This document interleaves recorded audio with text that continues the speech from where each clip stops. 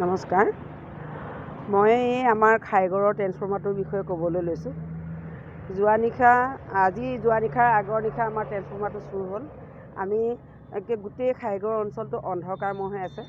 অন্ধকাৰৰ সুযোগ লৈ চোৰে বহুত উপদ্ৰৱ কৰিছে। আমাৰ ব্যৱসায় প্ৰতিষ্ঠানৰ চুৰ হৈছে। তাৰোপৰি মানুহৰ ঘৰত গৰুৰ পৰা আদি কৰি মানে এঘৰ মানুহৰ টেম্পু আছিলে, তেওঁলোকৰ বেটেৰী 4টা চুৰ হৈছে। এনেকৈ আমাক বহুত উপদ্ৰৱ হৈছে আৰু এই অন্ধকাৰময় পৰিৱেশত আচলতে আমি অত্যন্ত দুখিত হৈছোঁ। চোৰৰ চকু ট্ৰেন্সফৰ্মাৰ তেললৈকে পৰিছে। গতিকে ট্ৰেন্সফৰ্মাৰটো তেল চুৰি কৰি নিয়াৰ কাৰণে আজি গোটেই খাইগড় মানে যোৱাকালি ৰাতিৰে পৰা অন্ধকাৰময় পৰিৱেশ হৈ আছে। এতিয়ালৈকে কাৰেণ্ট নাই, মানুহৰ যথেষ্ট অসুবিধা হৈছে, পানীৰ অসুবিধা হৈছে, চলিবলৈ অসুবিধা হৈছে, বুঢ়া মানুহ থকা ঘৰতো আৰু অসুবিধা হৈছে, যথেষ্ট অসুবিধাৰ সৃষ্টি হৈছে। মানে চোৰৰ চকু ধন সম্পত্তি অলংকাৰৰ বাদেও চোৰৰ চকু ধন সম্পত্তি অলংকাৰ বাহিৰেও এতিয়া ট্ৰেন্সফৰ্মাৰ তেলতো গৈ পৰিছেগৈ।